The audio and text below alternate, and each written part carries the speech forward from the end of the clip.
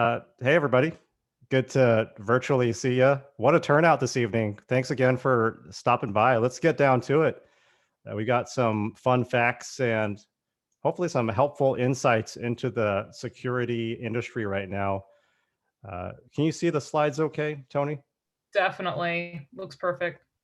Excellent. Okay, well, let's get this going here. So I'll be your presenter today, and let me introduce myself. We'll go back to that slide shortly here. So I'm David Lee. I am a content creator for a cybersecurity nonprofit. And by day, I work to help non-technical career changers get started in either cybersecurity or some kind of tangential space to where they can head in that direction. So if you're a student of Code Fellows or from that community, hello, good to see you. And I also have developed the Code Fellows curriculum for the Cyber Ops program and continue to do so. And so this is a Code Fellows sponsored talk, but I'll be sure to minimize any promotional chatter for you and stick to the facts of what's happening in the industry right now. So I want to go back a slide and just kind of tell you a story about myself from back in the early days of when I got started in this space. So let me back up a little bit here and just share with you kind of how this all came to be for myself and how I came to this security space, because I never worked in tech as my first job. I didn't come from this world where cyber skills and coding were such a big thing as part of your daily life. In fact, I come from northern Idaho in a really small college town where I worked in a small retail store as its in-house tech support. And the first time I encountered a malicious security problem was when I was helping a user with a computer problem, and I was watching his disk space run out on his hard drive, and his computer was acting really strange. And upon further investigation, I saw that a file was starting to copy itself every 10 seconds or so on his drive. And I thought, that how could this be? I've never seen something that strange before. And it made me wonder, what's the root cause of this? And I called the administrator, and in a concerned tone, I described the phenomenon that was before me. And a few minutes later, the administrator calls me back and says, "It's gone." And I looked it over, and I was like, okay, he took care of it. But I was wondering, how did that get into our systems, and what would have happened if that piece of software was allowed to replicate indefinitely?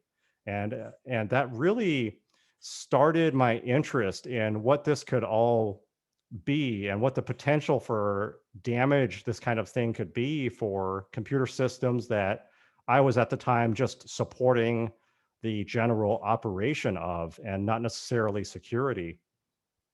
And so that really set the stage for what we are seeing today is a need for people in all parts of a company to have security training and awareness, because this is something that's really going to affect your company one way or another, whether you're ready for it or not.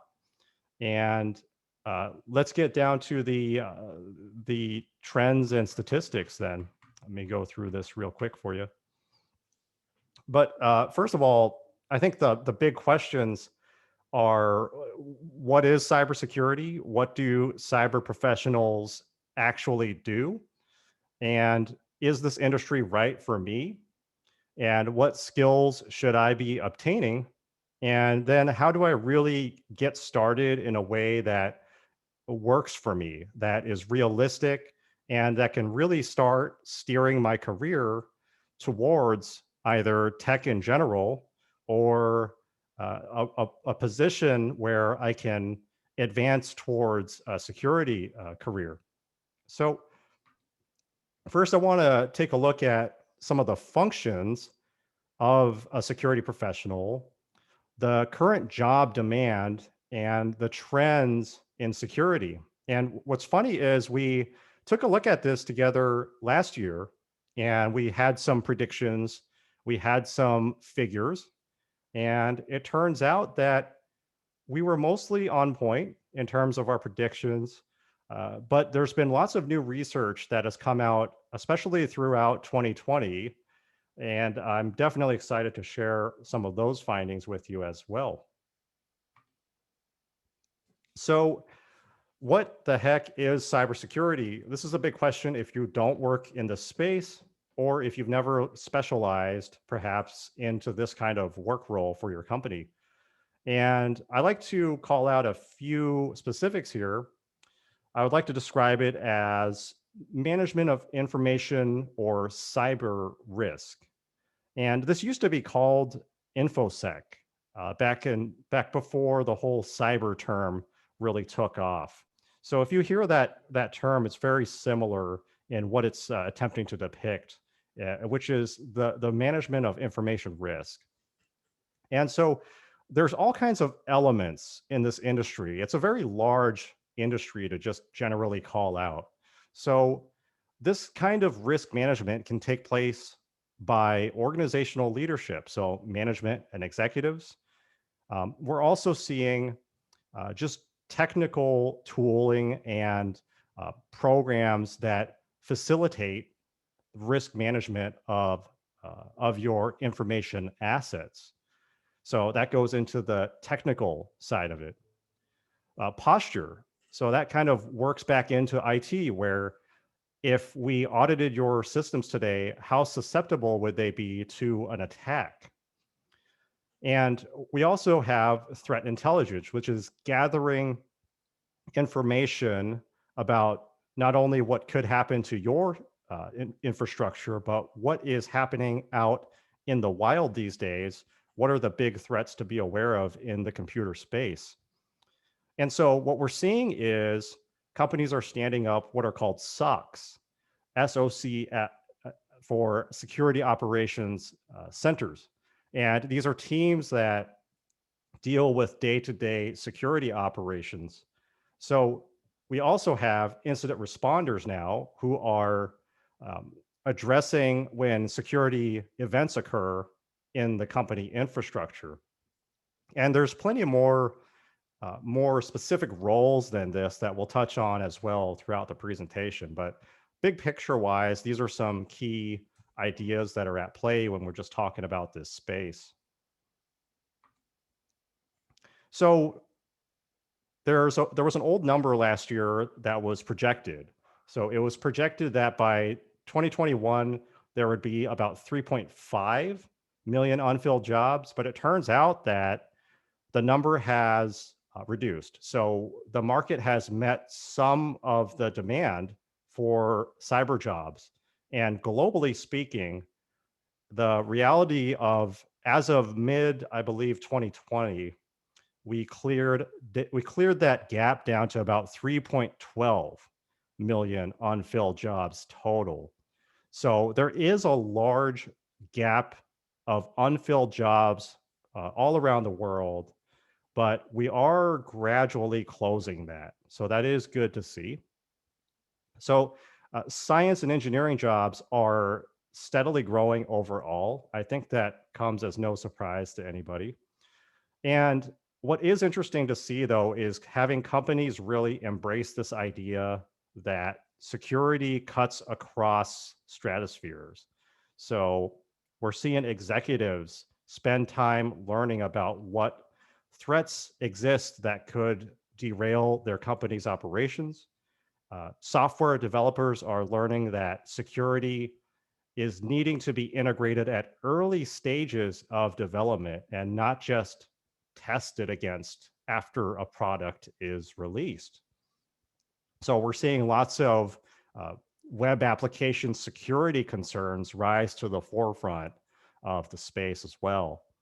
And traditional IT pros, such as support technicians, network techs, systems administrators, are now having to integrate security training in order to really uh, meet the needs of the companies they support in this modern space. And I've got an infographic here of the US on the right.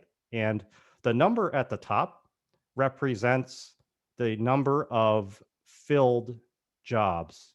So we have the most cyber employees compared to other countries, according to the 2020 ISC squared workforce study. But our gap is also the largest. So we also need to be hiring the most cyber professionals compared to other countries. So interesting figures there. The US is very active in the cyber market. But that being said, there's a few other factoids here as well. An article from Harvard Business Review said that the majority of CISOs, chief information security officers around the world, are worried about the cyber skills gap.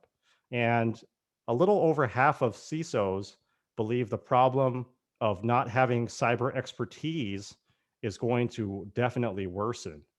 So companies are really starting to worry about having expertise on deck to address their organization's security needs.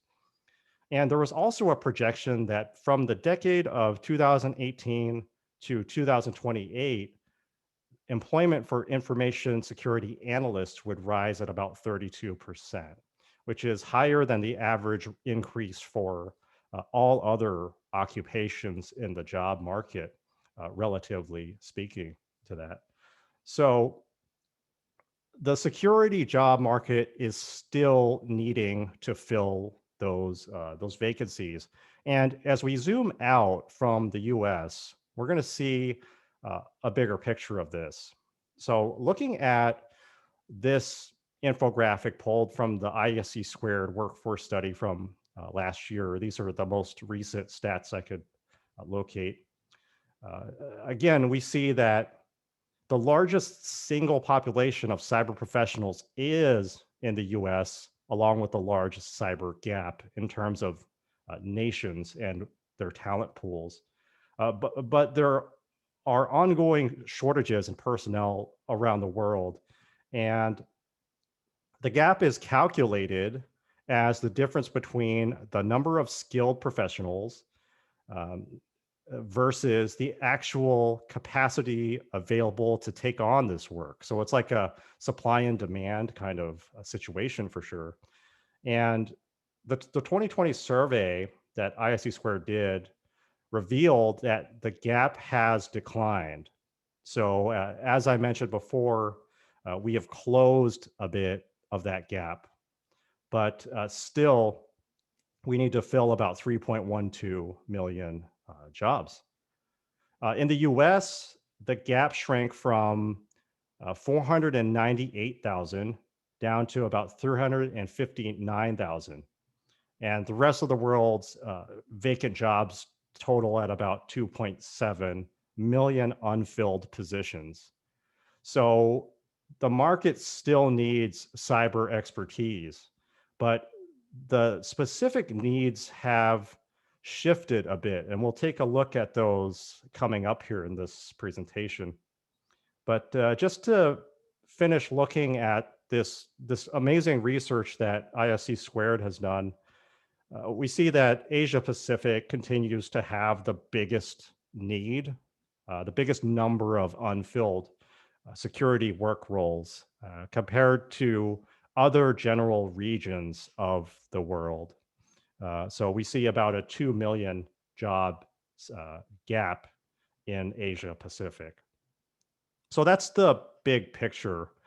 And this is how things are looking even still today, um, even with our increased awareness of cybersecurity. So there is a problem of how do we train, how do we provide these skills for the everyday person to steer this direction. And that's what I've been working on for the last year or so, is solving that problem and working with code fellows and also helping CSMP with promoting security education.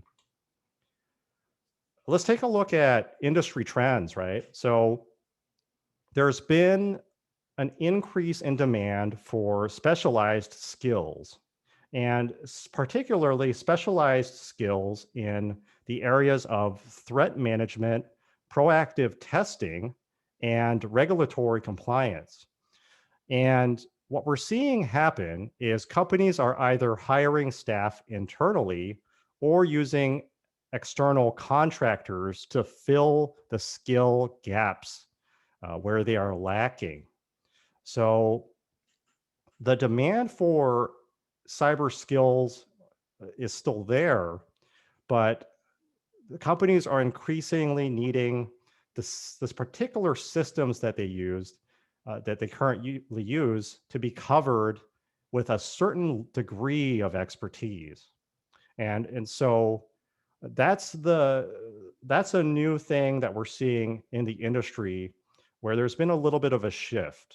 So if you're coming in fresh, I would say this doesn't necessarily apply to you, but you should be aware of what hiring managers are really looking for, what the general pulse of the industry is if you're coming into it the first time. Looking at some more industry trends. So this chart's quite interesting.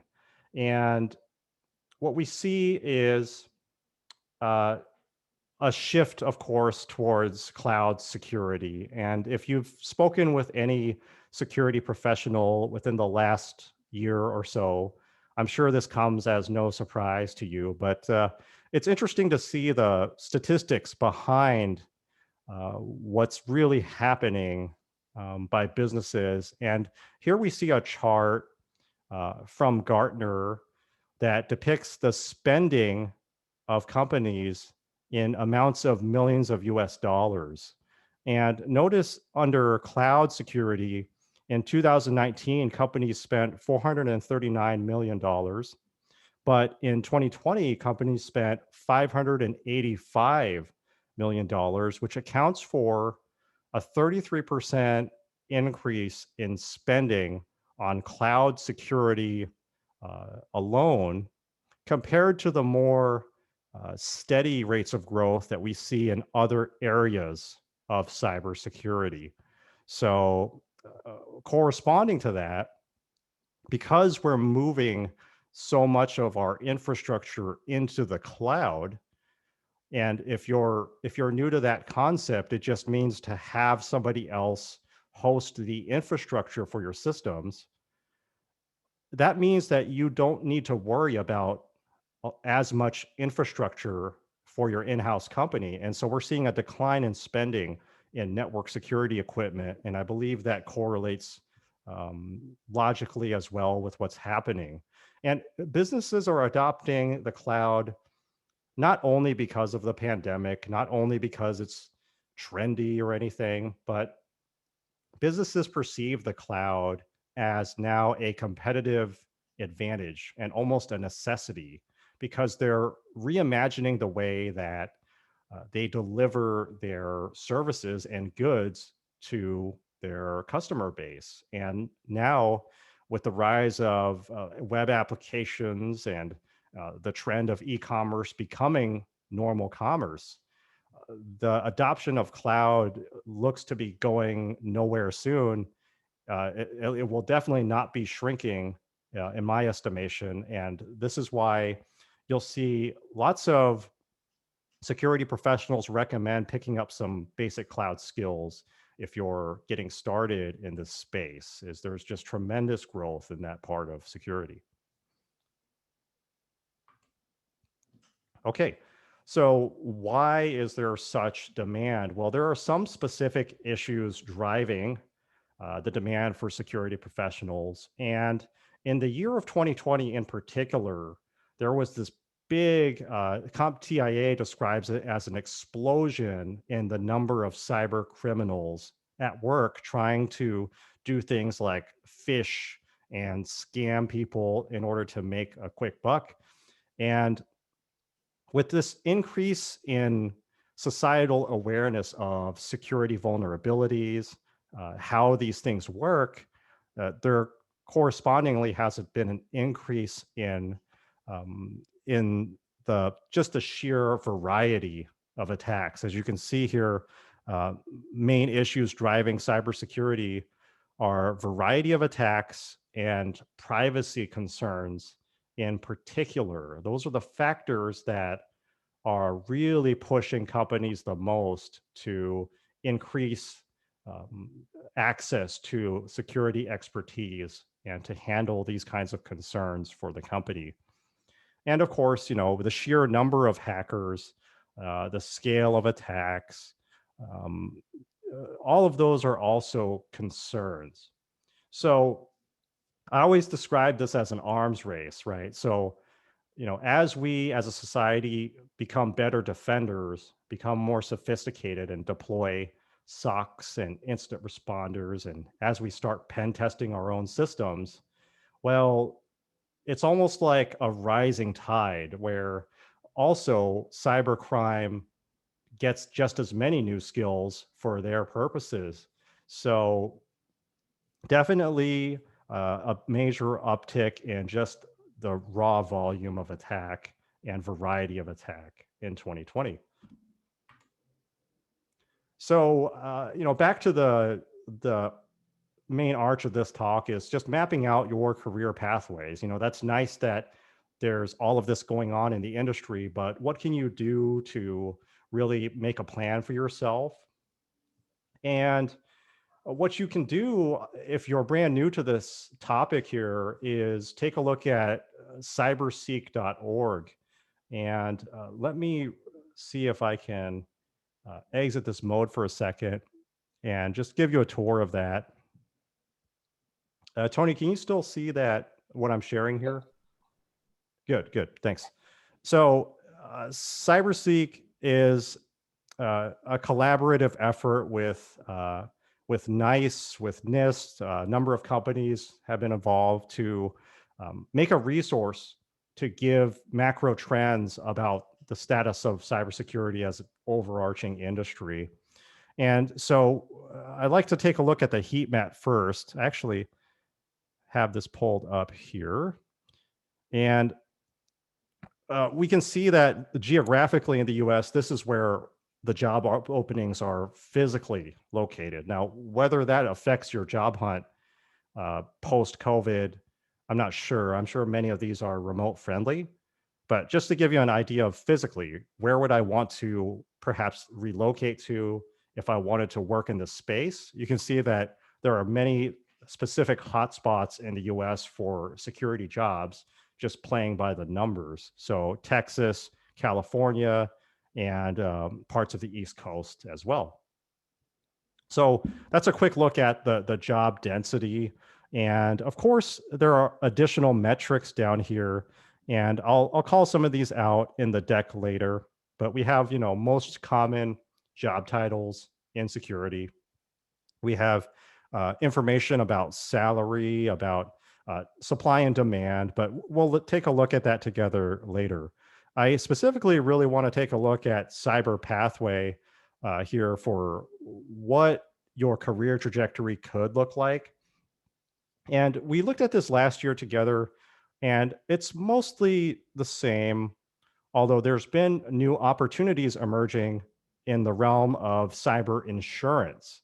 So, as companies start to understand the fiscal consequences of cyber breaches and incidents, then they're looking for ways to reduce risk. And one of the ways that a company can reduce risk is transferring the risk to an outside entity. And that, of course, that's the whole idea and premise behind insurance. So, if you work in that space right now and you're interested in cyber, there could be a chance for you to kind of uh, pivot towards security if you have an insurance type of background. But let's take a look as well as at these job titles. Um, on the left here, they call these feeder roles. And these are jobs that have lots of good crossover into skills used in security. So if you're starting out and say you get some training under your belt, you get some certifications, these are actually jobs you should for sure be looking at. So networking, software development, systems engineering, financial and risk analysis, security intelligence. Even if they don't have the word security in the job title, there's a huge chance that these jobs have an amazing level of crossover with your dream security job. So maybe your dream job is to be a professional pen tester, some kind of professional red team or hacker. Well, you want to look for jobs where you can still use similar skills in the technical computer operations space. And so that's where the mistake I see a lot of people make is they look for a specific job title, but they neglect to see jobs that are easier to get, where there's less competition and can be an easier entrance into this market space. So that kind of feeds into the traditional narrative of, well, you have to do IT help desk first and become an IT specialist, maybe become a network technician, then maybe do security support and kind of go this slow route. And that's totally viable still. It's a viable strategy. But you can also, of course, shop around for these more competitive roles like cyber analyst. They do a good job of breaking down entry level versus mid level versus advanced. So do explore this tool on your own. But if I highlight, it gives you an average salary, it gives you number of job openings. So please use this tool. If you're new to this space, do your own research, talk to professionals, and take a look at what's the big picture look like. And that should help you make decisions as to what kind of training should I pursue? What kind of job titles should I be applying for? That kind of thing. Okay, back to the deck. Let me switch views here. Hopefully you can see that okay. So this part of, this is actually from Cyberseek, and this is a breakdown of work roles. And so we see most jobs in security involve some kind of provisioning activity. And traditionally, provisioning is thought of as IT, deployment of infrastructure and computer services. But now there's a big demand to really get it right out the gate and keep things secure as we're building them and pushing them out. And the second biggest role here is to operate and maintain. And that's kind of where my term operations comes from. That's the day-to-day usage of these computer systems.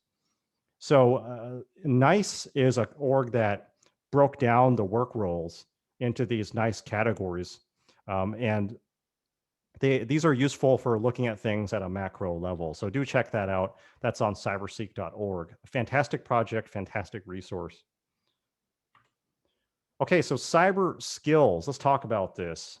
And I figured who better to ask how to get a job in security than an actual recruiter in the space. So I talked to a certain Joe Hudson over LinkedIn, and I just asked, hey, Joe, what's your take on the current hiring space?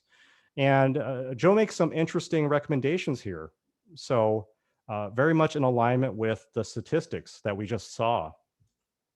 He mentions if you're coming in to the general space, it's always good to have computer networking skills. And so if you don't have any familiarity with things like IP addressing, subnetting, network traffic handling, packets, OSI model, those tools and concepts and skills should be a part of your journey towards the beginning. Another thing he calls out here is cloud, and that's the obvious trending skill set. And so you might look at certifications for AWS, Azure, GCP to really help give you a good footing and what the marketplace is evolving towards and what it will be looking like in the next few years here. Also, application security is a big deal right now. So any kind of experience with web applications and hardening them against attack is going to be valuable. And for coding, Python is such a useful general purpose language that you can make Python do such a variety of tasks. And it's got a lower learning curve than many other languages out there for computer programming. And we're seeing, of course, that feed into the need for automation of security tasks. So Python is good to pick up, and I would argue any shell scripting skills will really help you out. And one of the newest needs is containerization security. So if you've never heard of Kubernetes, if you've never used Docker, those tools are really relevant right now. A lot of big players out there, major companies and enterprises have moved infrastructure into the cloud and are using containerization as a part of daily operations. And lots of new security challenges stem from that. So strategic to pick those skills up. We have more information here from the Exabeam State of the SOC 2020 report.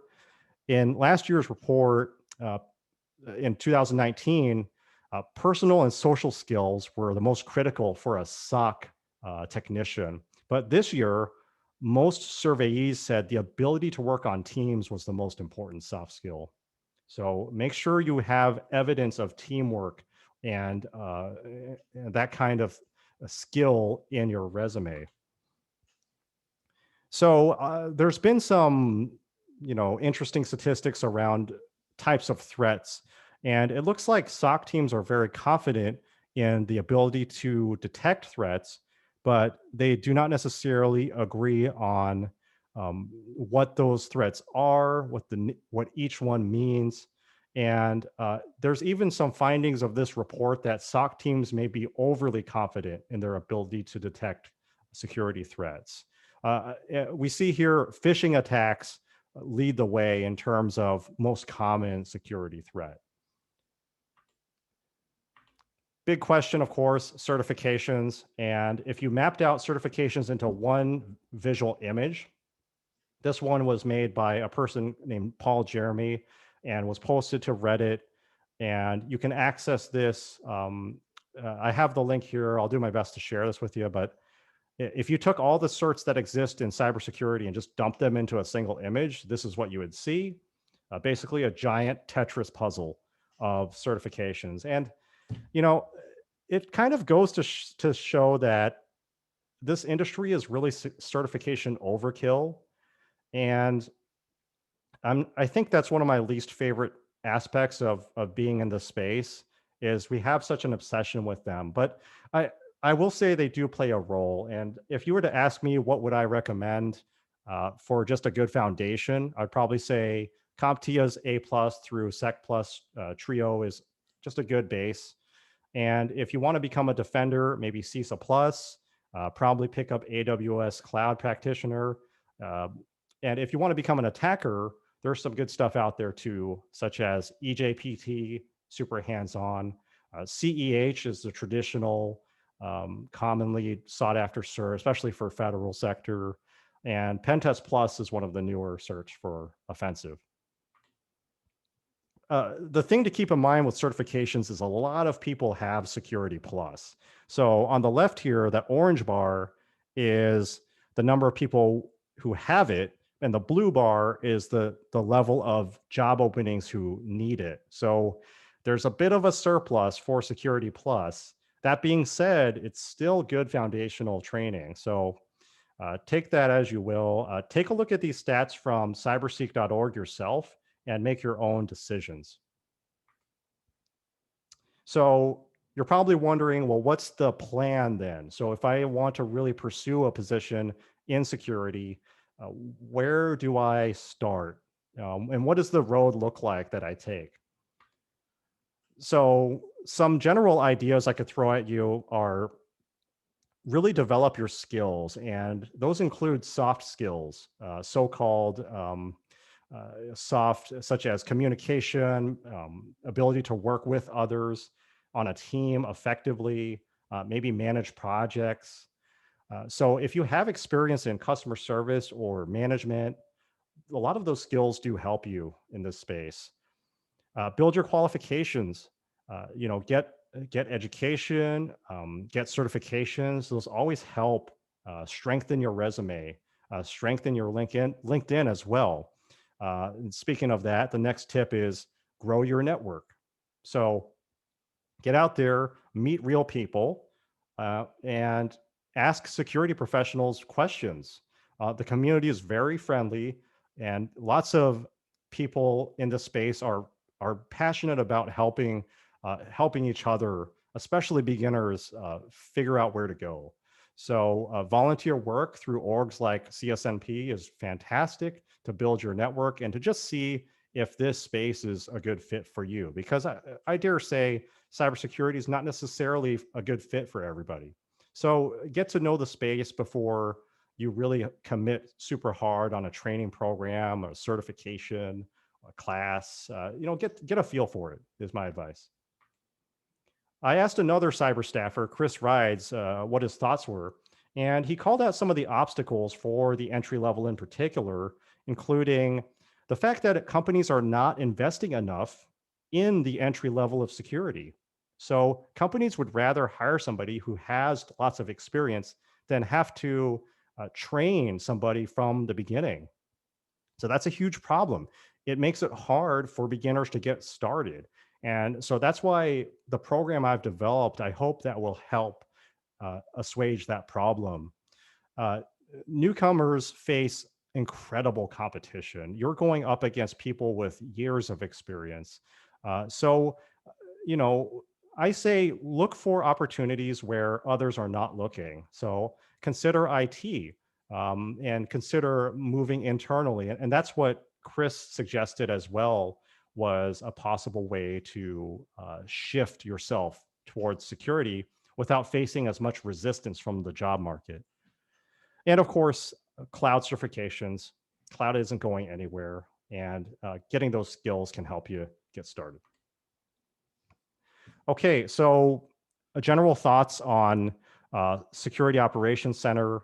Here's an example roadmap. You could pursue something like the Code Fellows program and get their certification, or you could work on certifications like Security Plus while you expand your professional network.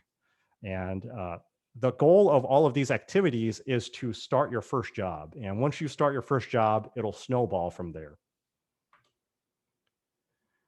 So here's a breakdown of the program that I've developed at Code Fellows. And it starts with Ops 101, which is a breakdown of ethical hacking. So what is pen testing? What is hacking? And it's designed for complete beginners. So if you have no technical experience, you can jump on in and participate. And the rest of the classes are a ramp up through basic foundational IT and networking skills, all the way up into specializing in security operations in our 401 cyber engineering course. So that's a quick breakdown. I don't know if this kind of intensive program is a great fit for everybody. It does necessitate that you commit a great amount of energy and time and focus into this kind of endeavor. So, look around and see what's right for you and your situation, and just encourage you to get out there and talk to people and get to know what your options are. Okay, I think I've made pretty good time here. Tony, I'll turn it back over to you. Oh, I should mention before I turn it over here that we have an Ops 101 coming up here. And I can definitely, I can paste this into the chat, I think, from here.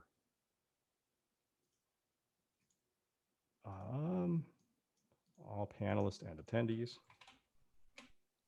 Okay, so if you follow that giant link, this will lead you to where you can take a look at the Ops 101 offering coming up on March 13th. I'll actually be teaching that full day workshop. And it's just a crash course on what the heck is cybersecurity, what is ethical hacking, and just give you a sense of what this kind of work is all about. So check that out if you're interested in taking this to the next step. Tony, I'll turn it over to you. All right. Sounds great. Thank you so much for that awesome overview on how to get into cybersecurity. I myself don't have a cybersecurity background, but I'm interested in it. And so that's why I got myself involved into this volunteer space. And honestly, just kind of being around cybersecurity folks has helped me out tremendously and getting to know some of the technical jargon that's involved with it. So that being said, I am going to go ahead and start listing out the questions for David to answer. So we got this question from Susan, and she's asking, where does identity and access management fit in? Oh gosh. So good question, Susan. So identity and access management systems are deployed to monitor and oversee things, for example, such as how your people authenticate into your computer systems.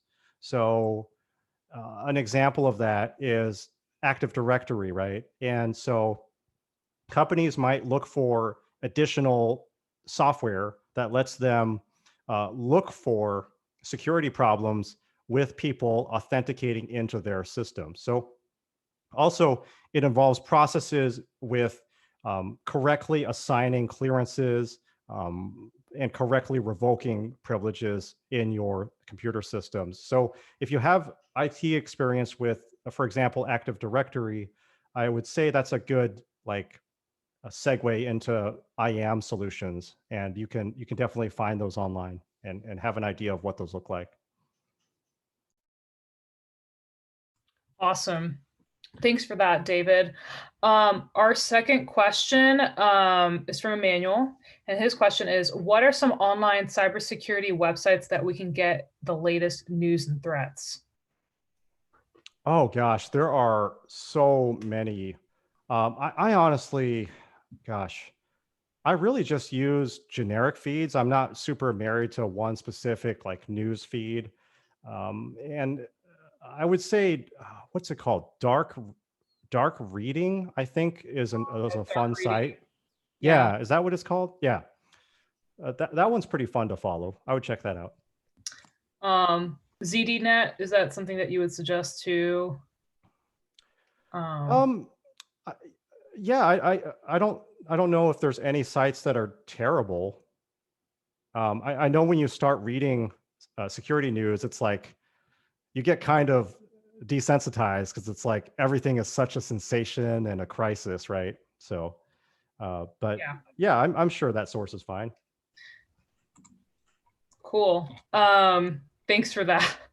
Our third question is, how does Israel compare to the US in the number of cyber jobs fulfilled and the needing to be fulfilled?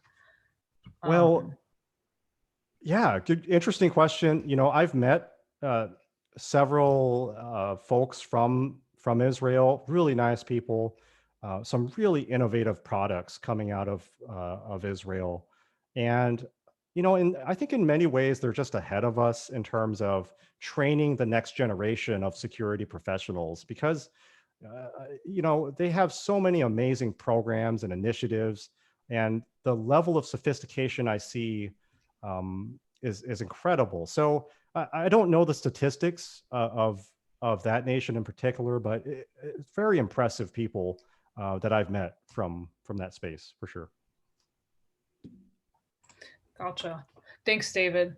And I know we only have 8 minutes on the clock, so if everyone can stay afterwards, that'll be greatly appreciated. If not, we totally understand. We have a whole bunch of questions, so we're gonna power through them as much as possible.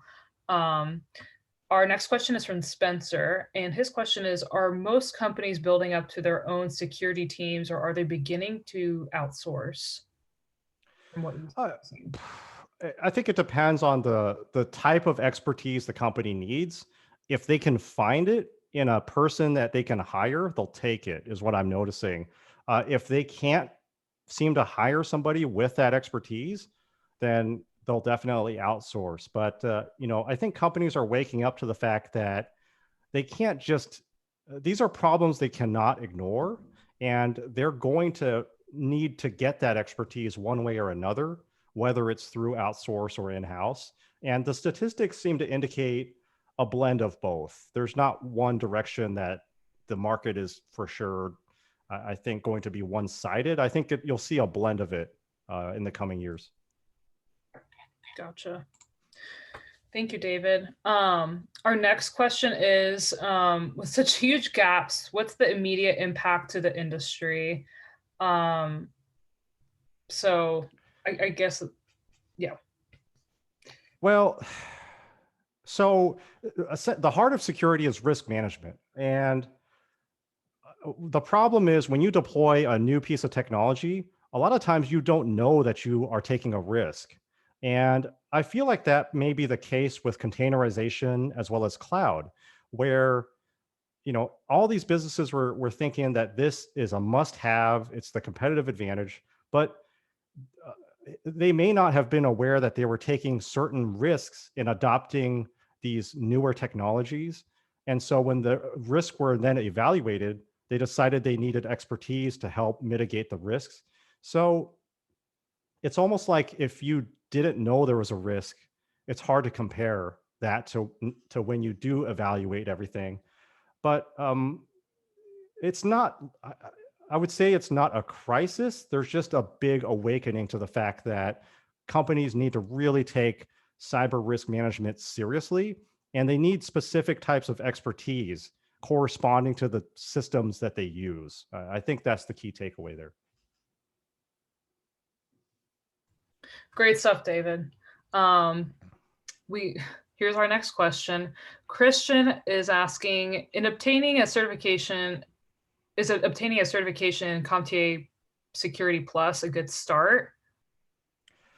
Yeah, I mean, if anybody was asking me, well, what should I pick up as a starting certification? And especially if you don't necessarily have IT or computer operations experience, I think those are fine certifications to pick up. But just be aware that there's a lot of people that have that certification. And usually what I see, the types of jobs that demand Security Plus tend to be federal, public sector types of positions. But we're seeing a greater demand for cloud certifications as well. So you'd be hard pressed to say that any given certification is a waste, but at the beginner level, you should be pursuing something that's appropriate for you. So somebody who's never touched IT or security or even business should probably not be pursuing something ambitious like the CISSP, where it's just a bad fit. And that just makes for an unpleasant experience trying to study and pass it. So I say look for things that fit you, that fit where you're at.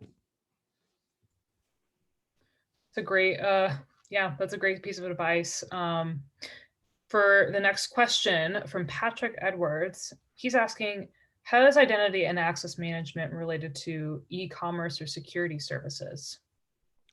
Well, e-commerce, like I said before, it is just commerce now. So it's become the new normal way of transacting and purchasing things and services.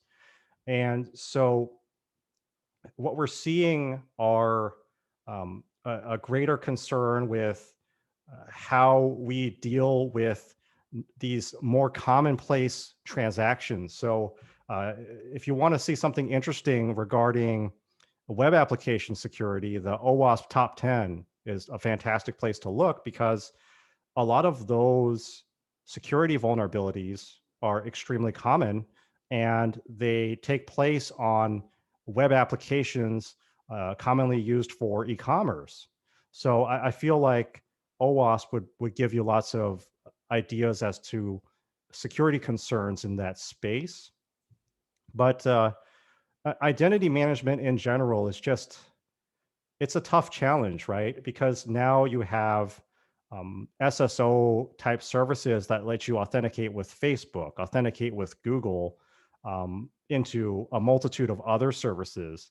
So at a personal security level, I would say try to make your own challenging and complex passwords and use a password manager at a personal level. Awesome. Thanks, David. So Joseph Lewis, his question is, he has 20 plus years of enterprise IT experience. And currently he's in a cybersecurity course. He's asking, how does he break into the field with his background? Yeah, I mean, I would want to ask, were you on a team? Were you a manager of some kind? I assume that you have worked in some kind of managerial capacity with that level of experience. And so in that case, don't feel like you have to start at an entry level role with terrible salary. I think you should be looking for something that reflects experiences you've already had. So if you've led teams in IT, then you should lead teams in maybe a security company, for example, that works with the subject matter, or even look with a job title that says security, that does what you want to do. So think about, why am I headed into security, and what kind of operations do I want to do? And that should steer you to the jobs that you should be targeting. But you have a great start. I mean, 20 plus years in IT is probably an envious position for many entry level aspiring cyber professionals. Great piece of advice, David. From Patrick Edwards, his question is, what are the biggest players in cyber insurance right now?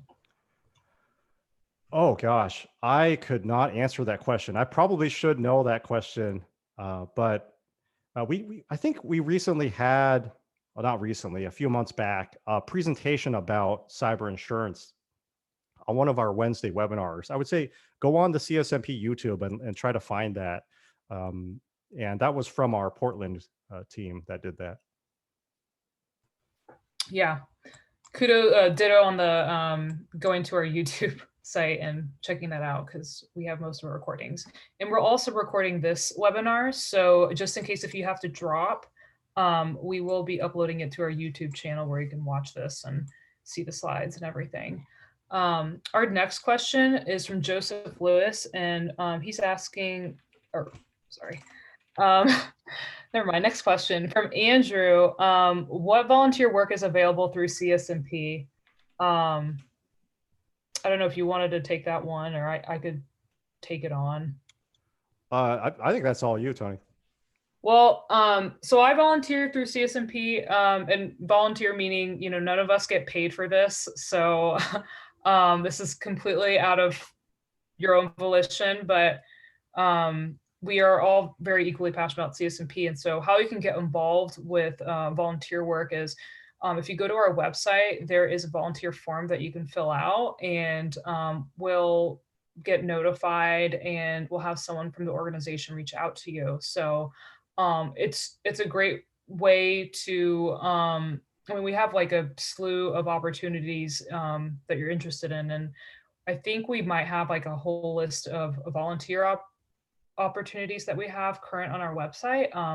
Don't hold me to that, but I am pretty sure we do. We have anything ranging from marketing to we have an R&D organization. We also have education, just whatever fits your fancy. I mean, we have a spot for everyone, and everyone has a strength, we believe. So I don't know if you wanted to add anything to that, David, but I think you put it nicely. Yeah, but check out our website and poke around it. I know I can drop in the volunteer form too if you're interested, but yeah, great way to get into the cybersecurity space. So we have a next question from Amber. She is asking, she worries about the she worries about the competition with folks from the military, since many of them have great security clearances And do you think that that's kind of like a huge, that isn't a huge factor in the end? Okay, there's a trick to that problem, and uh, I understand where you're coming from, Amber, on that, because when I was originally shopping positions and looking at job titles, it was discouraging because so many were like, "Hey, we want TS SCI out the gate, and if you don't have TS, you can't do this role." So the trick with that is some of those hiring outfits will actually security clear you if you are selected. So it depends on who is hiring and what the post says. So not all of them are upfront clearance already in possession. Some of them clear you upon hire. So that's the first thing to know. And also, you don't have to shop that space. So there's plenty of businesses and organizations that need security expertise and do not require special clearance. So I would say try to look for opportunities where you feel like there's perhaps less competition.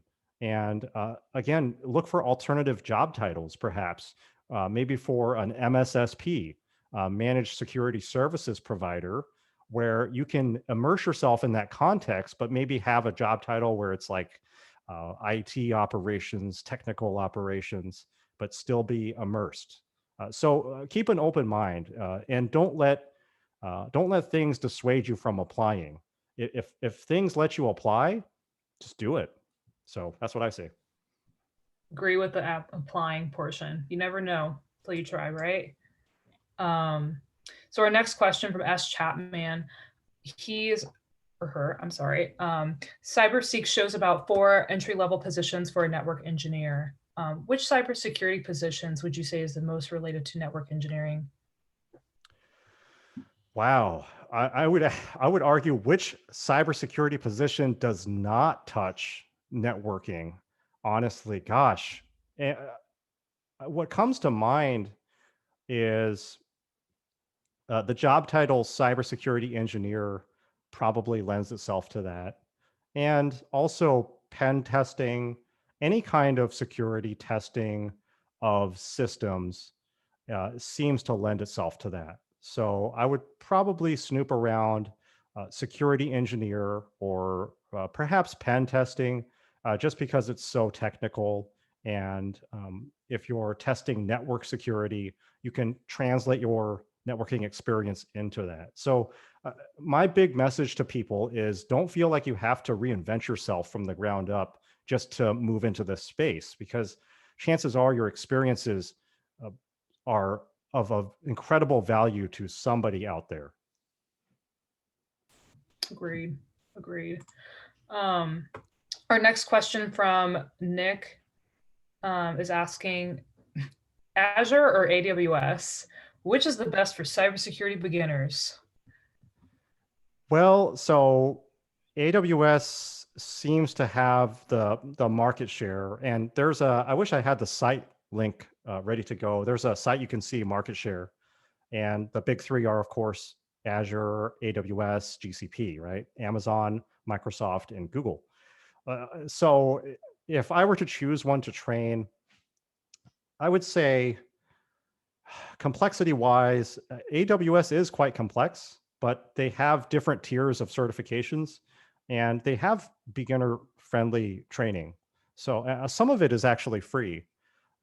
So I would say if you had to just close your eyes and throw a dart, I'd say just go with the one that's most popular, AWS. But a lot of companies use the other two as well. So there should be, the problem with training cloud is making it financially accessible to where you're not spending a ton of cash hosting stuff through them. I feel like that's the biggest obstacle, because there's lots of books out there to help you kind of get familiar, but I feel like we can do better on the hands-on side with cloud. Yeah, no, completely agree with that sentiment. Our next question is, would security internships co-ops count towards those more mid-level security roles. What's your take on that? Well, against every security job, you're probably going to compete with somebody with experience. And internships are great because they are job experience. They show that you've done certain operations for a company. So I think they're great to have on your resume, especially if you came out of something like a bachelor's program and you don't have in-field hands-on skills. If you add an internship to that mix, then that makes you, in my opinion, that makes you a bit more competitive, right? So uh, don't discount your experiences. Think about specifics, like what did you do during the internship, and does that connect to the job that you're applying to? I would look at it that way. Sounds good. Our next question is, do you have any guidance for getting into product management careers in cybersecurity? Product management careers. Wow. Yeah. Sales, I assume. How do you read that, Tony? I honestly, I don't know. Yeah, I'm not sure I can answer that. I would say management of security products, that would not be in my like realm of expertise. Product, I mean, for me, product, for my interpretation of it is going through the marketing route. That's what I've seen. Of course, I Okay. could be completely wrong, because we do have like a lot of product management on at least my corporate job, through marketing. But yeah, I mean, I think to really if you want to go that route, and which it is possible, go through marketing and then potentially segue into product management by getting you know taking courses on the specific product. Hmm. So Well, there's lots of security products coming out now that solve some kind of pain point in the space. And really, a lot of these new products coming out are from like startups and smaller outfits that have a low headcount. And those companies are great places to fire up a career because you'll have to wear lots of hats, and you can probably transition your experience into something that they need, but just work in a context of a company that supports a new kind of security product in the space. yeah, definitely. And networking too, that really helps. um, Great stuff. So, what's the best place or places to look for job listings in cybersecurity? Honestly, same as anywhere else.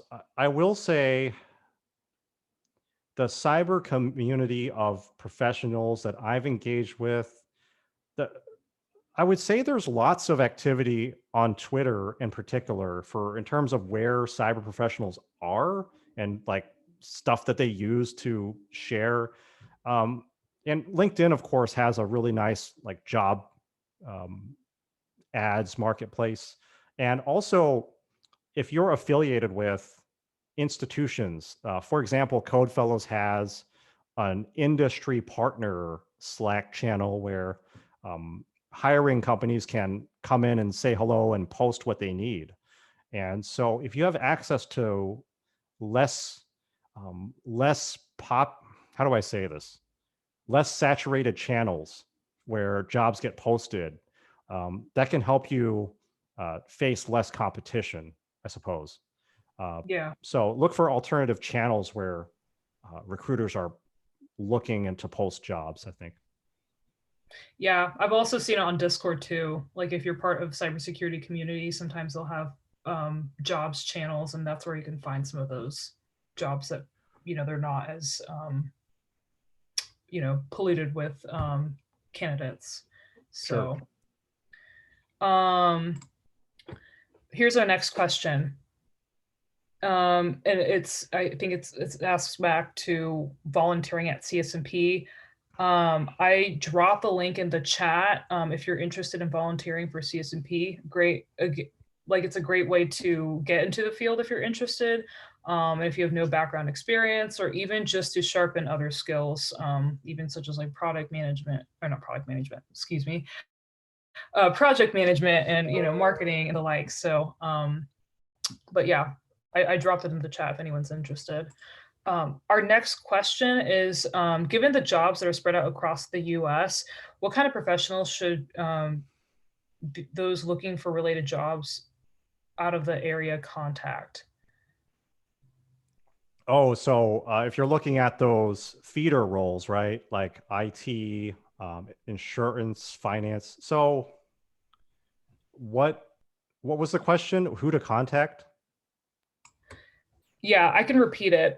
Given the jobs that are spread out across the US, what kind of professionals should those looking for related jobs out of the area contact? Yeah, a lot of the job hunt for security is pretty similar to other spaces. I think recruiters are a great way to help have more engagement with the hiring company. So if the hiring company uses a recruiter, especially if they use a third party recruiter, that can really help you in terms of understanding what they're looking for, because they can act like a middleman. And I've had good experiences in the past with companies that use third party recruiters. So I tend to favor looking for that. But honestly, I would say just make your LinkedIn really improve your LinkedIn and start meeting people and growing your network. And the whole point of volunteering is just contributing, right? And giving to the community. And I think that's what the security community is all about, is just giving back to it. And when you're a giver in a community, you're a person that delivers value. And that makes recruiters and hiring managers wonder if you can also deliver value to them. So that's really what makes volunteering a great way, a great strategy. That's why I always for sure recommend it. Yeah, and just to personalize that, I don't be scared of recruiters. I know sometimes they get a bad rap in the industry, but sometimes they can be very valuable in bridging those gaps and kind of introducing you to new people. So definitely useful.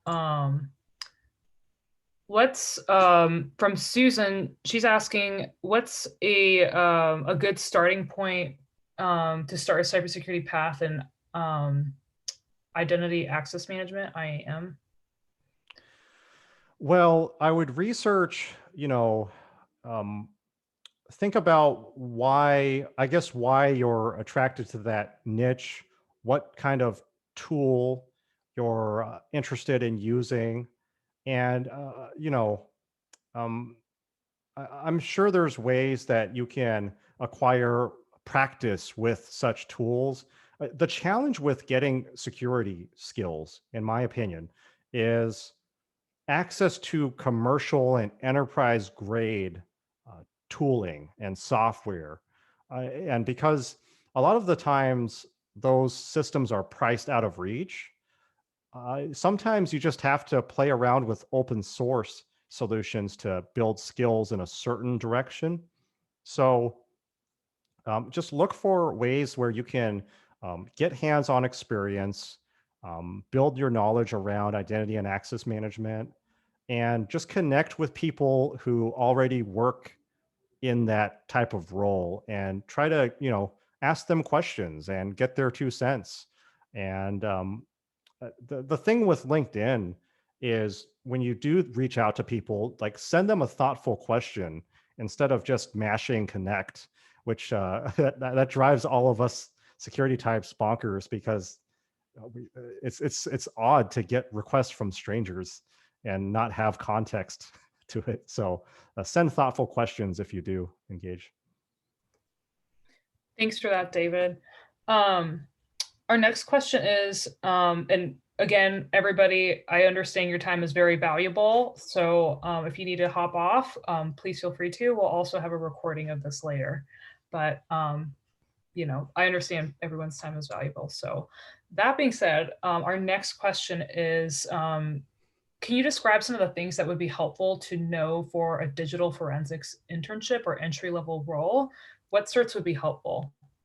Oh, I love forensics. One of my previous roles, I did tons of investigations into just suspicious security style events in the company, things that executives were concerned with. And so I actually ended up doing a fair bit of forensic type investigation even though I just had a very unrelated job title to it. But the certification that comes to mind is CHFI, and that is, I know the FI stands for forensic investigator, and that's from EC Council, which are the people behind Certified Ethical Hacker as well. And so um, it, there may be some prerequisites to sit for the CHFI because many certifications in security are not intended for beginners coming in with no technical background.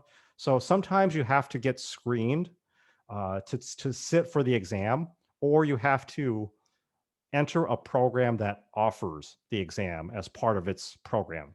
So the only one I can think of is CHFI, but there's some cool stuff out there. Like somebody on my network took a full day workshop on autopsy, and there's so many cool tools like that that chances are there's lots of niche oddball ways you can kind of pump up your resume on that front.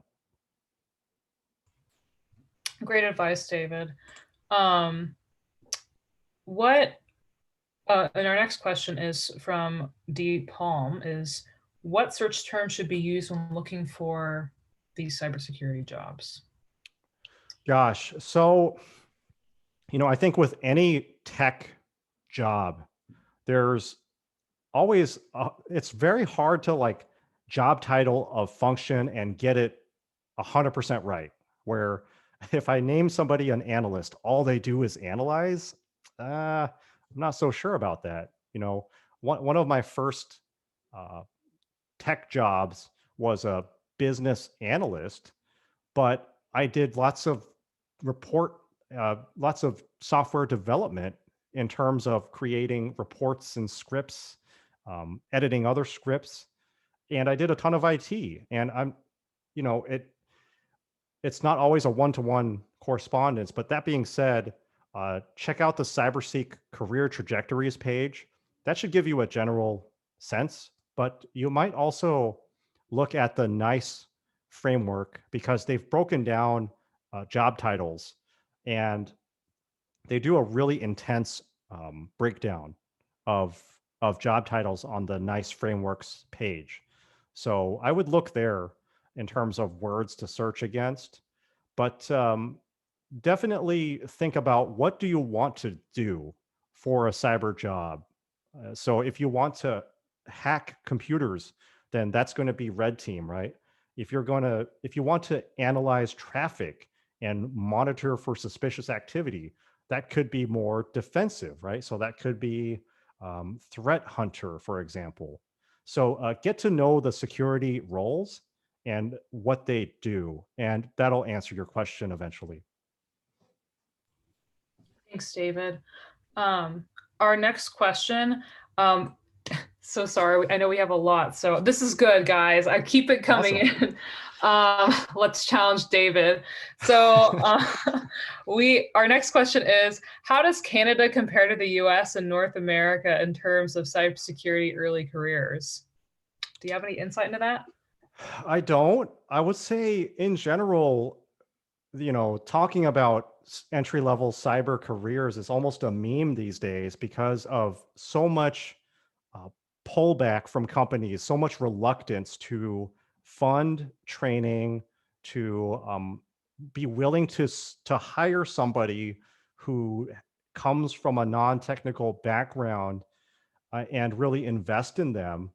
And I I have my theories as to why that is, and I feel like the rapid turnover of expecting a tech employee to switch every 2 years to another employer probably contributes to some of that cynicism in hiring. And I feel like it's a epidemic of reluctance to train the entry level. So when you're coming in at that level, don't expect your employer to train you at all, and have a strategy for, okay, if I get this job, how am I going to continue to improve my skill set, and really take that upon yourself, and don't expect somebody to give that to you.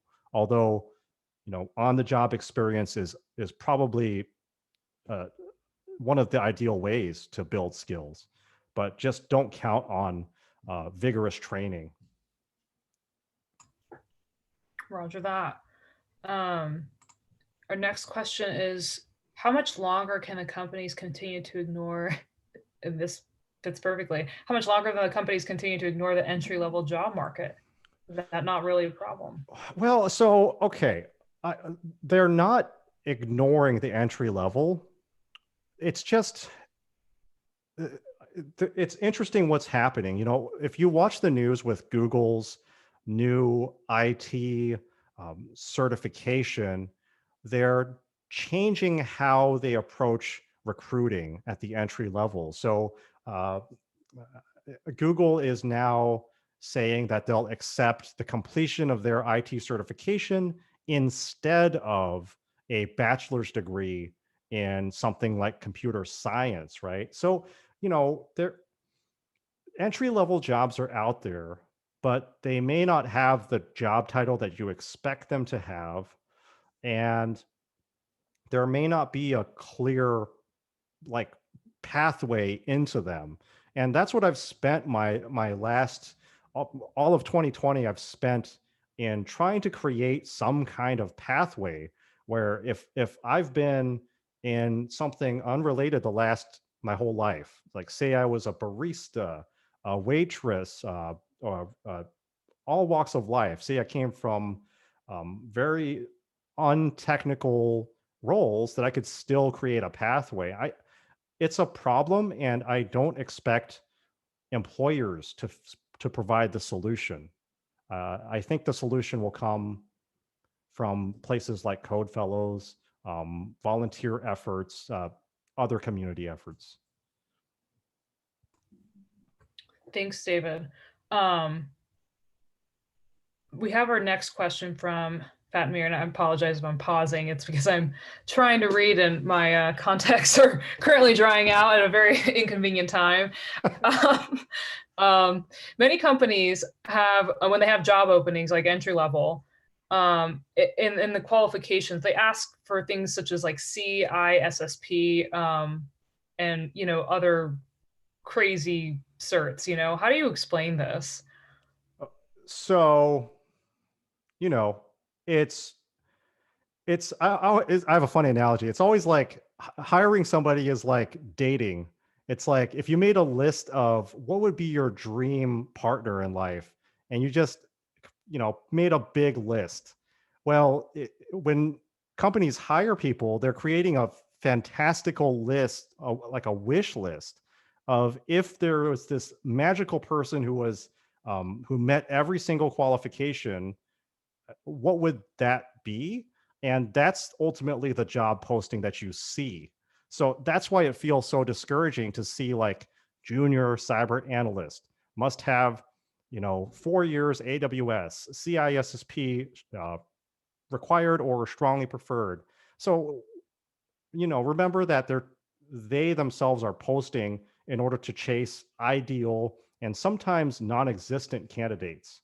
And judging by the workforce gap, I would say many times that's non-existent, because there's only so many people with the CISSP, for example. And I think that's been gradually improving, because every day on LinkedIn, there's conversations about this problem of saying, oh, you're a junior network security tech, but where's your CISSP, right? And it's almost become a meme for me, is logging into LinkedIn and seeing this conversation every day take place. But I think that will probably change over time. I feel like it is getting a little bit better. Just remember that nothing is stopping you from applying. And better yet, like, get to know people that work there and have them give you like a reference into the company. So don't just get intimidated by what you see in job postings, and get to know what you're applying for. And that's my recommendation. Definitely, definitely. And shout out to networking too, because that will really help you out when getting some of these jobs too. I know it helped me out professionally, so I can attest to that. Our next question is from Matthew Hudson. Coming out of a boot camp with programming skills, and he's wanting to bridge into pen testing and identity security. What would you suggest as a good place to potentially start? So I didn't catch the beginning of that. I heard bridging into pen testing. Yes. So Matthew, he recently came out of a boot camp. I'm assuming he came out of a boot camp with programming skills, and he's wanting to go into pen testing and identity security. And what would you suggest as a good place to potentially start? Okay.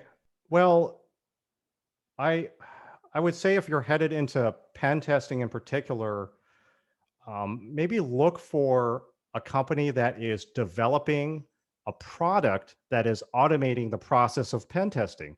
That way, they can take advantage of your software development skills so that you don't have to completely reinvent your career persona. So that would be my instinct. And specifically for pen testing, go to events where you can learn some of those skills. Like, for example, our Texas Hack the Box events are a perfect example of that. And CTFs, things like what's the Try Hack Me, right? Is a place you can go online, spin up a cloud box, and practice techniques with a little bit of guidance.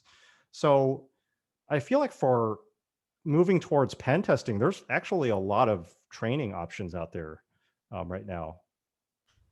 Yeah, ditto on the try hack me, hack the box. I don't know if anybody has seen it, but Csmp also does hack the box events, once every couple months. So if you're interested in getting into pen testing, we also have we have a beginner track and a more expert track. But yeah, those are good ways to get into pen testing. Um, Also, so let's go on to the next question. Apologies, everybody. I know this is taking a while, but appreciate you powering them through with this. It seems like most consulting firms are hesitant to offer security to their portfolio of services/offerings because of the liability. There's a potential risk of being sued if their clients are hacked. Is this the case? And if so, I imagine we're better off pursuing jobs at direct companies. So I actually think working at something like an MSSP, so a company that comes out and says, yes, we provide security services to our clients. I actually think that's a really good place to get experience, because every week you might be working with a different company, or every few months, maybe you take on a new client and they have a different situation.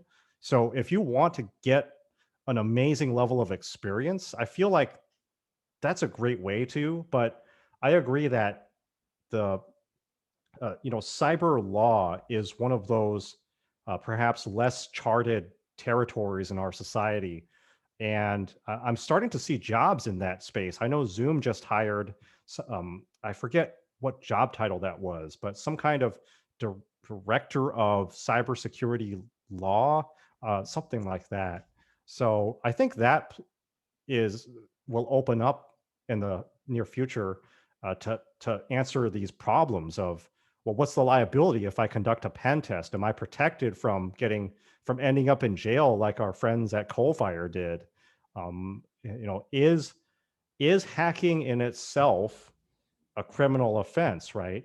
And that's a very, very contentious debate taking place right now in the security community. Um, should we continue to classify hackers as black hat, white hat, like this a good guy, bad guy paradigm? Does that paradigm need to go?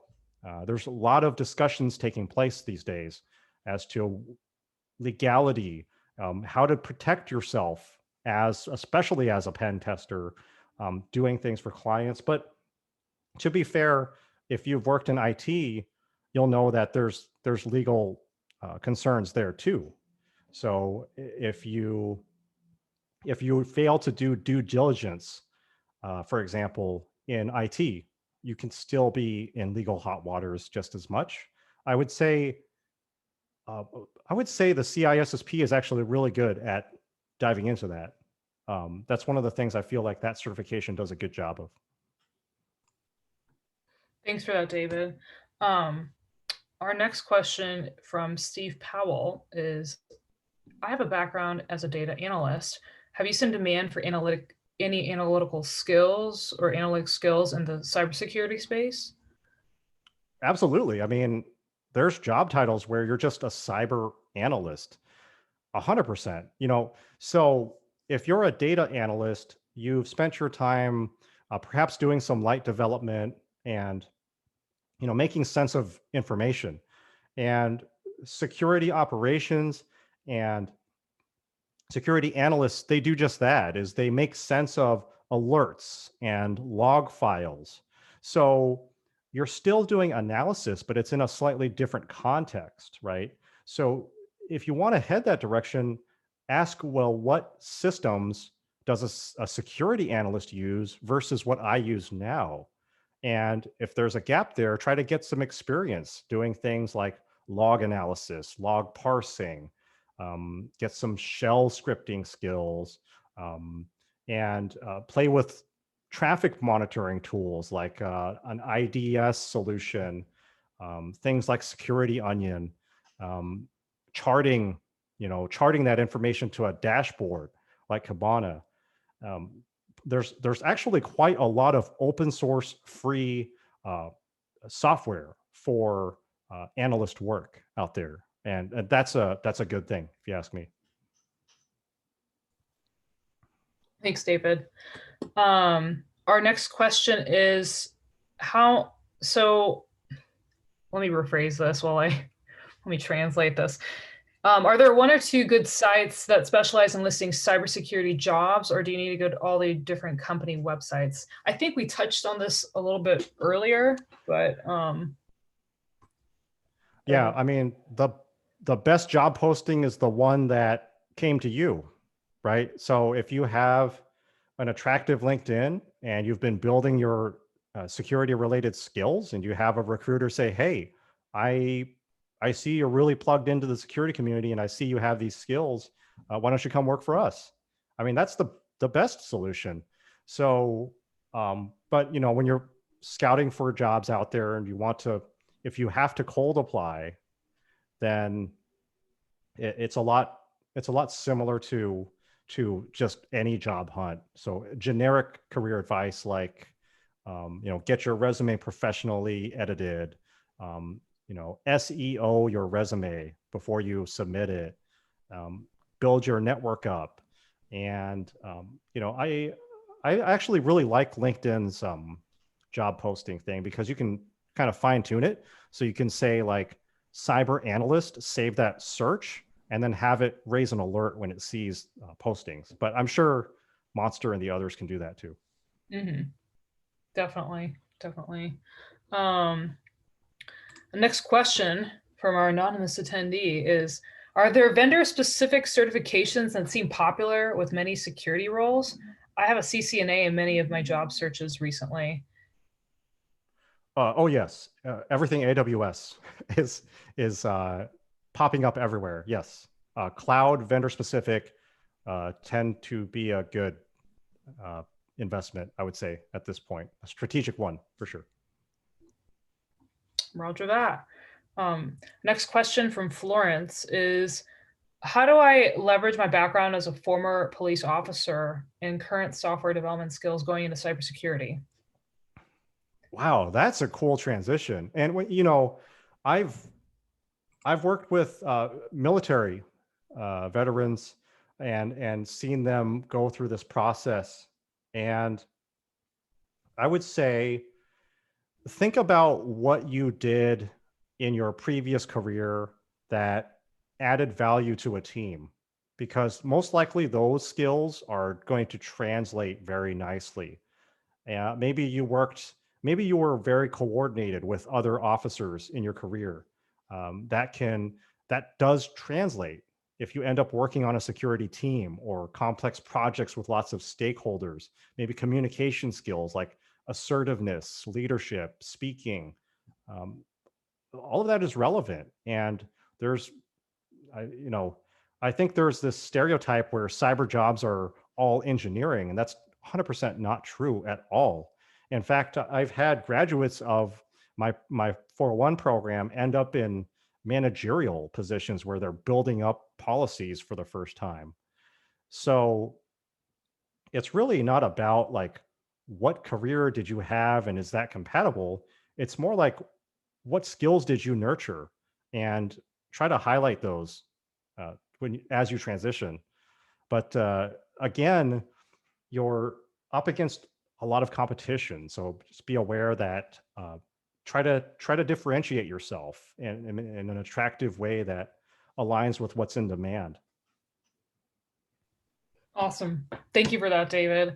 I just want to give a shout out to our attendees for staying on this long. This is amazing. It's a marathon. And It's so, awesome. yeah, thank you so much and for sharing your questions with David. So I'm going to try to do my best to get through each and every one of y'all's questions. But yeah, I just wanted to throw that out there. Big shout out to the group. Um, so our next question from anonymous attendee is for someone with a 20 plus years of software development, C and C Sharp and C++ and networking, device drivers, firmware for various computer systems. What are the software development jobs in cybersecurity? Um, Well, I recently had a very interesting conversation with Tillery from Grim Security, and what he ended up doing with his career was he had a background like yourself in software development and computer science.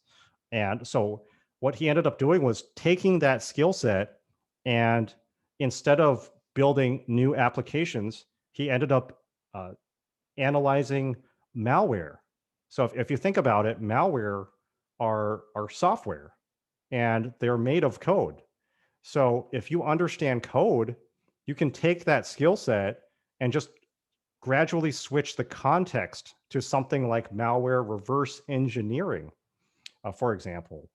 Or alternatively, you could switch gears into something like DevOps, or now they have jobs called DevSecOps, which are acronyms for you're doing developer, security, and operations related things, and using systems that integrate them. So right now, there's systems like Ansible, Chef, Puppet that automate the deployment of IT infrastructure using code, using scripts. So there's this constant push towards automation, because a lot of times companies can't afford a massive security or IT team, and so they want you to really uh, build automation to deliver that much value. So uh, yeah, look at DevSecOps, for example, as another avenue, or malware reverse engineering. Thanks, David. Our next question is from Joseph Lewis, and they're asking, have you ever played practice with Kali Linux pen testing in AWS? Also, what would be the best approach to not get into trouble with AWS? So AWS has very clear terms of service, and it actually they do tolerate pen testing. Well, the last I looked at it, which was, I want to say a month or two ago. And so go and read the AWS terms of service before you start pen testing on their systems, because That's all cloud is. It's not this ephemeris magical thing. Cloud is just it's a term that indicates that you're on somebody else's computer. That's it.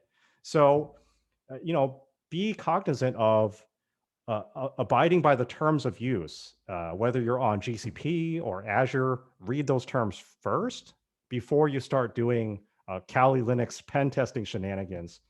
But if you're messing around up there, there's lots of resources coming out about about that topic. And in fact, I think uh, John Helmus on my network recently published a book called AWS Pen Testing, and I think that's a great competitive place to be in terms of studying something to get yourself a pen testing job, because you're studying something that's incredibly growth, um, undergoing an incredible growth right now in the industry. Totally agree. Our next question is from Nico. Again, sorry, I apologize. My contacts are drawing out like crazy. What could be a good place to start if we have no idea of what fields or of cybersecurity to go into? That's the whole point behind my 101 workshop. So it's an 8-hour class usually we do it on a weekend, where we just try to answer the question of what is cybersecurity, how did it come to be, and what types of jobs are out there, and what do these cyber professionals do, right? So I had like one or two slides on that in this presentation, but in my workshop we break that open. But otherwise, get to know, if you know anybody who works in the space, talk to them, get opinions from real people. Do your research on Cyberseek, for example, and see how they describe those job postings. But honestly, if describing an industry like security, that's like, gosh, it's so broad. It encompasses so many things because security is being woven into all parts of an organization now. So a lot of people who talk about careers are now giving advice that, um, get to know what you want to do specifically. So if you fancy yourself a hacker and you want to attack computers for a living, that's quite different from being a DevOps person. Quite a bit different. There's different skill sets at play. So maybe take stock of, what do I want to do, and how do I translate what I've done in the past to what I want to do. Great answer, David. Our next question is, what is the value of masters in cybersecurity versus cybersecurity boot camps? Are masters worth the time and effort? Okay, well, you're asking a very biased person because I work for a cyber boot camp. So I'm not an objective source to ask this question. So if it's worth anything to you, I have earned my master's. I went through WGU's self-paced program, and I was able to knock mine out in 6 months. So I finished their MS of Cyber Information Assurance. And if you ask me, did it teach me everything I need to know ever? Absolutely not. So no program out there is like a silver bullet. Everything is perfect, and you magically have a job. When it comes to, do I choose a master's or do I choose a boot camp? What does your resume need? Okay, so do you have uh, some hands-on experience in IT and just need to tweak the direction of your career? That might be a good case for a master's, right? If you have 10 years of IT, but you kind of want to focus a bit into security. So that would be where I would say consider a master's. If you say have a bachelor's in an unrelated field and you have no hands-on skills demonstrated in your work history with either IT, computers, or security, then that would plead a stronger case to pursue an intensive hands-on program that'll bridge you into your first job with dealing with computer operations. Thanks, David. Our next question is, I have over 20 plus years experience and currently enrolled in a master's in cybersecurity program. I was hoping to retire in a couple of years and pursue as a cybersecurity consultant. How does age factor into getting into cybersecurity career? Okay, yeah. So the thing with security is you have to be willing to grow and adapt and devote a significant amount of time to self-study and the development of your skills. Okay. And if you're the type of person where, uh, these are my job skills, I don't want to change the way I work, I don't want to have to study and learn new things every day, then cyber is definitely not for you. But if you're the type of person where, you want to grow every day and learn new things and practice new skills, then that's where I think this is a good fit. So, and that's not really age related, right? So if you're a constant learner at any age, that would make you a better fit for security. So to me, that's the real question is because if you're later into your career, you're probably used to approaching problems a certain way, used to using a certain set of tools and expertise. So the question becomes, are you willing to really evolve your skill set in this direction? And that should answer the question. Thanks, David. Our next question from Ryan Owens.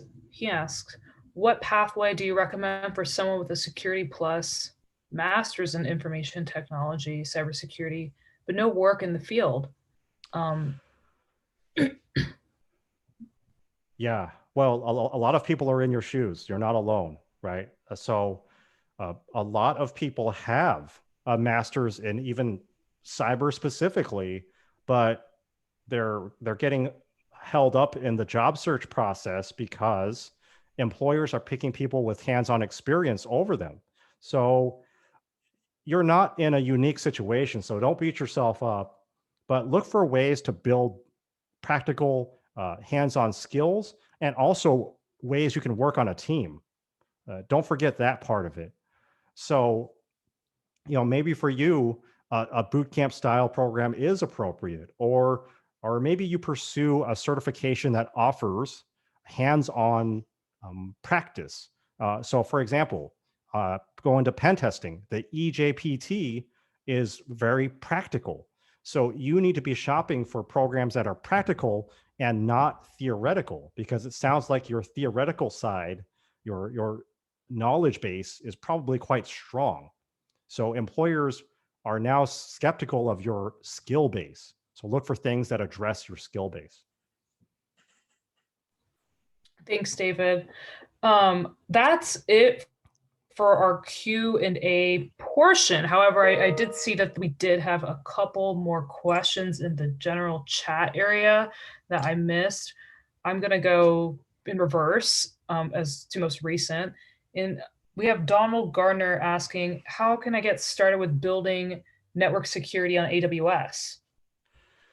Yeah, so if you have AWS infrastructure and, just saying AWS is very general, of course, but if you have something like EC2, so if you're running virtual machines in EC2, you can deploy things like intrusion detection systems to look for suspicious activity on your network.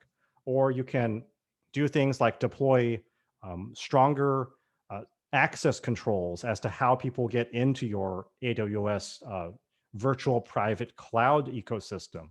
So, hardening the computers themselves on AWS is another thing you can do.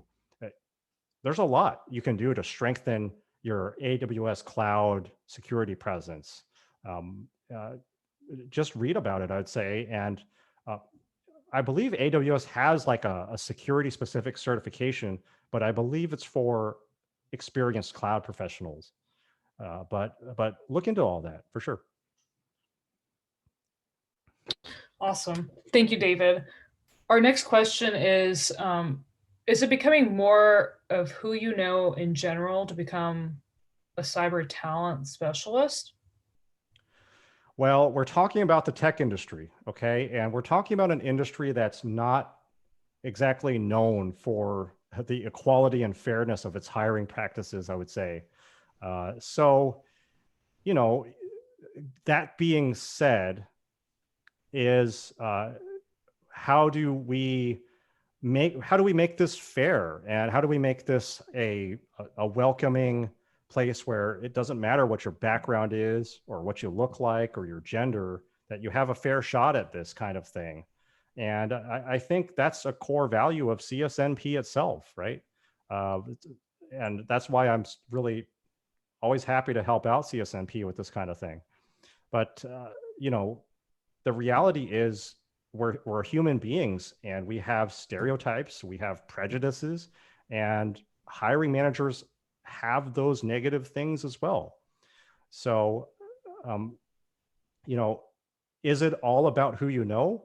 Um, in a large portion, it can be, right? If you have an amazing network and you have lots of friends in security already, well, then they might know the hiring managers that need a job. So yes, it is a very important thing to do, is to expand your network and to get to know people in this space, because also maybe that's how you find out this isn't for you, right? Because you want to make sure that this is something you'll be happy doing.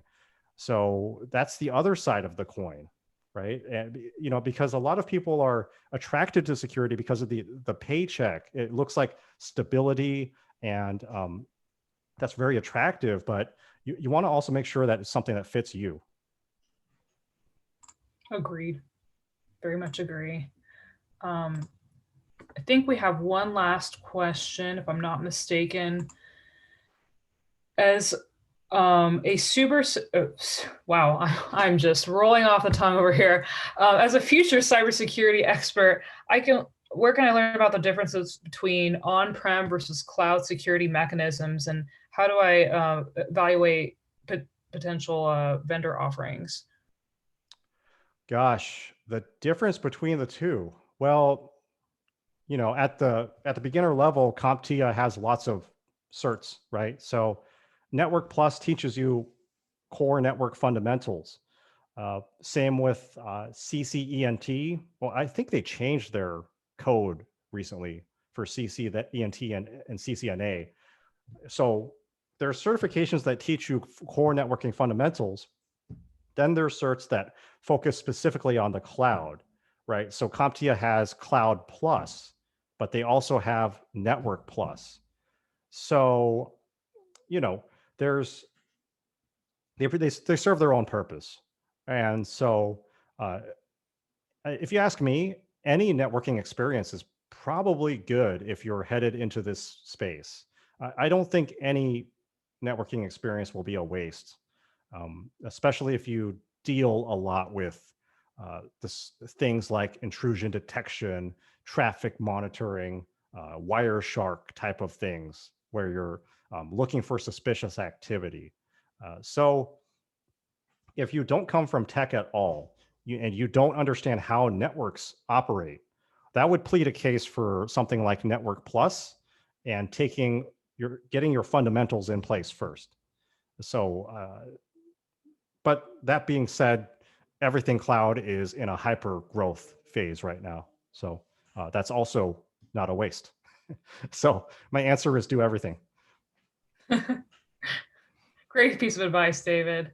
Cloud is king. So I think that pretty much wraps up in terms of our questions. I do want to say thank you for everybody that's lasted this long. I'm incredibly impressed with with how many people we still have on. So thank you. Again, I understand your time is very important, and we do appreciate you coming out this evening and joining us and learning more about how to get into cybersecurity, and some tips and tricks how to get into it in general. So we do have a couple of quick announcements. I know I think, David, you might have mentioned earlier, we have a podcast series that if anyone's interested in listening to, I did list out our YouTube channel, which is where we upload our podcasts. And that's also where we will be uploading this recording. So in case if you want to share it with your friends, want to watch it later, we will have a recording of this at your disposal. That will be within the next 48 hours. So just hang tight on that. And then David, I know there was a handful of people that were asking about the PowerPoint presentation. Is that something that we could share? I know. Yeah, I'm happy to share it. Most of it comes from publicly available research. So there were 3 major reports done in 2020 from CompTIA, Exabeam, and ISC Squared, where I pulled all my information from, and I have sources linked in my deck. So yeah, I'm happy to share it. I don't have anything proprietary in there. Okay, wonderful, wonderful. So you hear that, folks? You will get the PowerPoint presentation and the recording. So double whammy there. I think, what else did we have to announce? I think we have the Jersey CTF that's coming up within the next handful of months.